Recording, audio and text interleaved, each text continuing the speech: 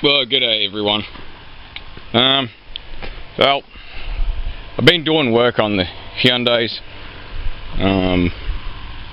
Yeah, we've still got the dead motor in this, but apart from the fuck up trying to get the engine out without taking the gearbox out, kind of thought I had enough room, because I sort of suspected this configuration probably doesn't use a a spigot bush or anything.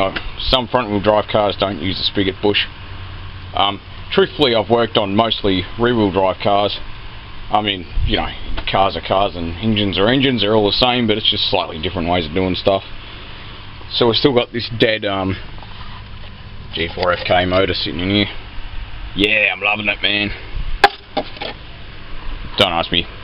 I don't know, holiday mode, idiot mode I call it anyway. So we've got this motor ready to come out. And because this particular configuration utilises a fuel filter that normally sits sort of there-ish under the bonnet, I just undid the supply line from the filter and left the filter sort of hanging on the supply line like that.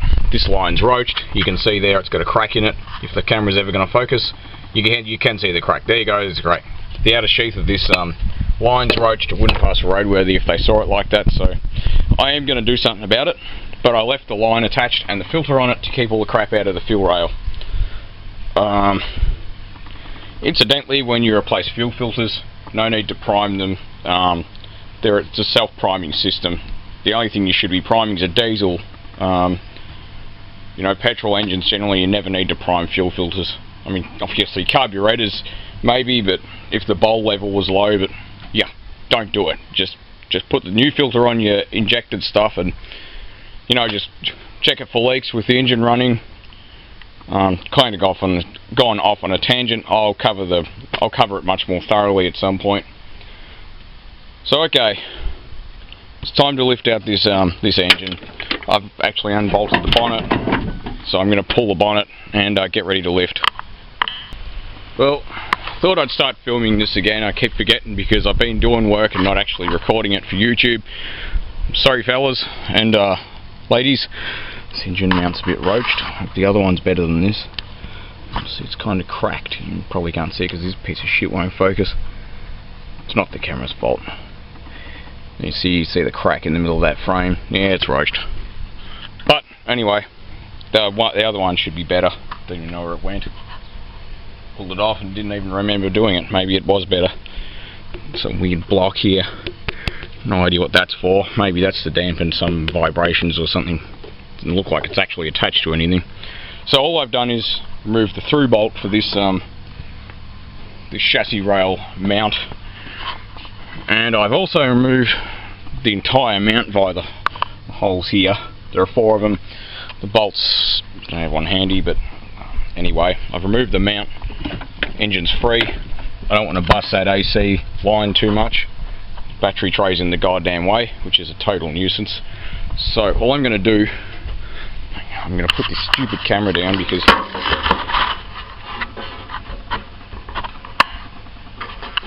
stupid camera.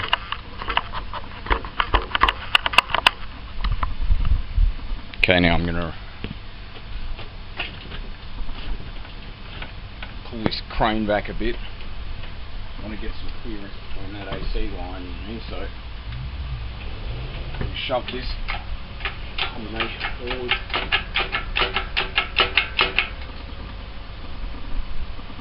This car's not going back on the road, but I don't really want to roach the AC yet because I know what I'm doing with it. If you're on an uneven surface, this crane could tend to tilt and sort of fall over when you get to these high heights. So now that we've got the motor up in the air, lower the crane down too far, because I do want to be able to get the crane out front of the car. The jack's slipping a little bit on the nerve.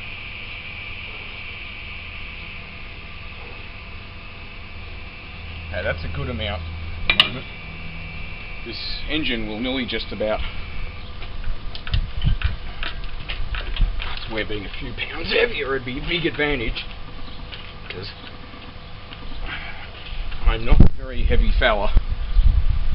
This damn thing takes a lot of strength when you ain't got much weight behind you to try and jerk it back.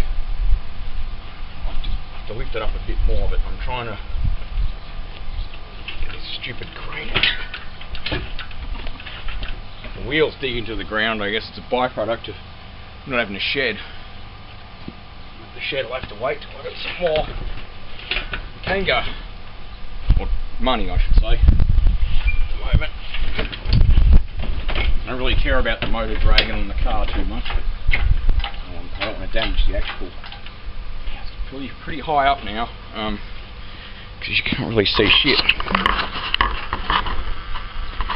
That just gives you a good idea of how high up the crane is. Now, it's not really that much of a big deal, except for the fact that as you go higher up with the motor, you increase the centre of gravity, raise it right up.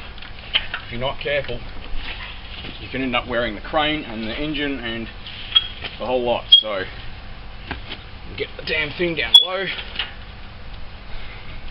Right, the whole combination's out of the car. What do we got here?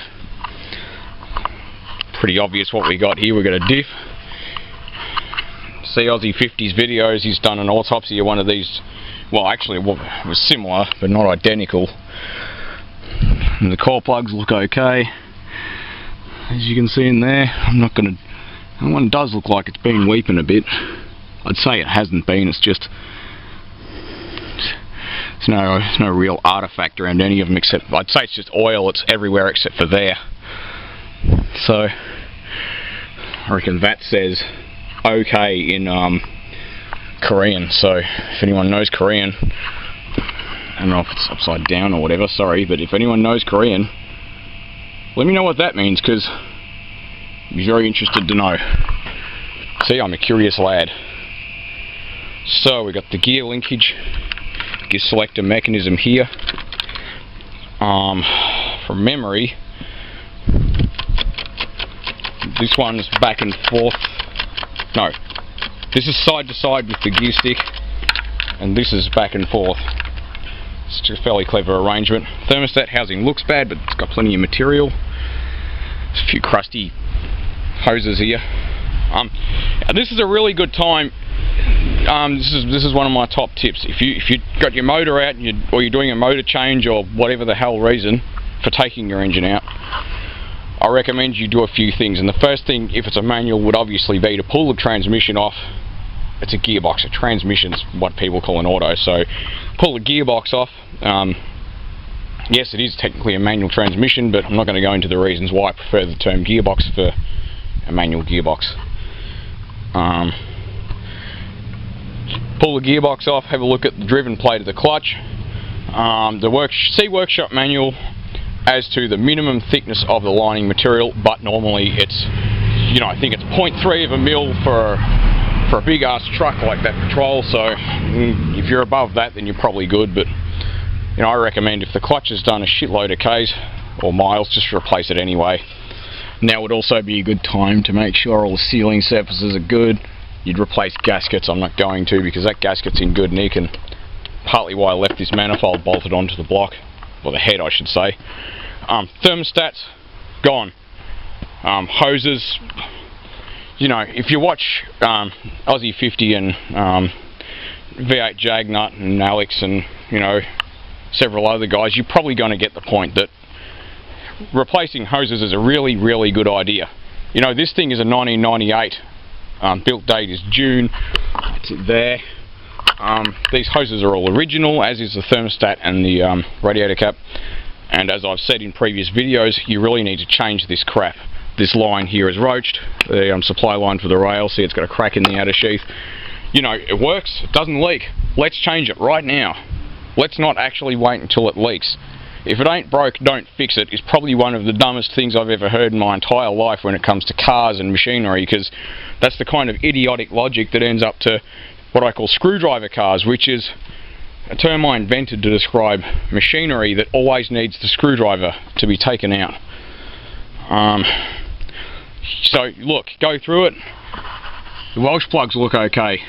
A quick tap in the centre with a screwdriver or a small punch. You're not going to whack the crap out of it, because at the very least you're going to pull the flat surface of that core plug in, which may make it leak, or you might punch the core plug all the way through. into the block. But just get a punch on its own, no hammer, just give it a tap in the centre, you know, sharply, and if it goes through or dents in significantly, you know, like the coil plugs are thick, they're not that thin. You can see that they're, you know, maybe 3.5mm thick. You can see from the wall there, this wall here, you can see how thick the coil plug is. So obviously, you know, if the punch dents it, change it. It's not hard to change it while it's out of the car. Look, you can, when you pull this bracket off and the starter out of the way, you can get full access to these coil plugs. There are, to my knowledge, yeah, there are coil plugs up here. Okay, good, we've got coil plugs up here. So, you know, it's not much work to do it while it's out of the car. Crank seals, who cares if they're leaking? Change them anyway. What's a crank seal worth? I mean, some of the timing belt kits for these things come with the crank seal. Brings me to my next point. Timing belts. If you got the motor out of the car, do the timing belt. I mean, why wouldn't you do it while it's out? Look how much room you've got. You got all this freaking room. Tensioner or idler pulleys. This one's for the AC unit that's not going back into the, well, it's not, there's none in that car, so unless they're going to be fucked pulling it out of there, it's not going to end up in there. So I've left the gas in it at the moment because it was a working system. But any of these idler tensioner pulleys, spin it. Sound okay? You know, what does it feel like? Is it rough? This one's smooth actually. Water pump, you replace it when you do the timing belt, but what does it feel like? Are the bearings good? Is there any signs that the weave pole's been leaking? They have a bit of clearance in the bearings anyway because they're high-speed bearings. Alternator. What's the bearings sound like? What are they good? Do you need to do something to it? Because the fact is, if you do it now. Don't wait till it's in the car again. So this thing will be just stripped down, and yeah, anything that I think's useful I'll keep for the blue one. So yeah, we got the motor and box out. No, I don't have any of these transmission plugs, so I just soaked in oil some toilet paper. It's not really, you know, the bearings are right in anyway. So obviously now would be the time to change the seals for the CV shaft. Who cares if they're leaking? Don't even inspect them. Just chuck them out and put new seals in it. Do both of them while it's out of the car. Like I said, rear crank seal, do the damn thing. Don't wait until it's leaking, because it's a prick to pull it out. Who wants to do that again? So, head gaskets in these are multi-layered steel. I think they're actually stainless steel, like some, you know, some low-grade stainless steel bill you'd need anyway, so I've no idea, I'm just guessing. It's more fun to guess and then look it up. So yeah, I guess that's pretty much it. There's not really anything else that's going to be absolutely riveting with this build. There's a few things I'm going to remove on this. I'm not going to use the slave cylinder on this one. I don't think I am. We'll just have a check. We'll pull back the boot when I'm not covered in oil, and we'll have a look and see what this one's like. If it's shit, then we'll just take the other one off, and we got a choice. We'll use the best bits from both of these vehicles and end up with a car that's going to run and drive. And then this one can be stripped, and the body can be, I don't know what the hell I'm going to do with the body. I could chop it up and get rid of it on the trailer. Don't really know. I think ringing the scrap metal guy to just drag it up the tilt tray, because it's not going to drag. It's going to be, I mean, it's not going to snag on anything. It's going to be minus all the suspension linkages and shit. So yeah, thanks for watching everybody, and so far this is pretty much it. I won't bore you with another engine removal video because this is going to be as boring as snot. Thanks for watching.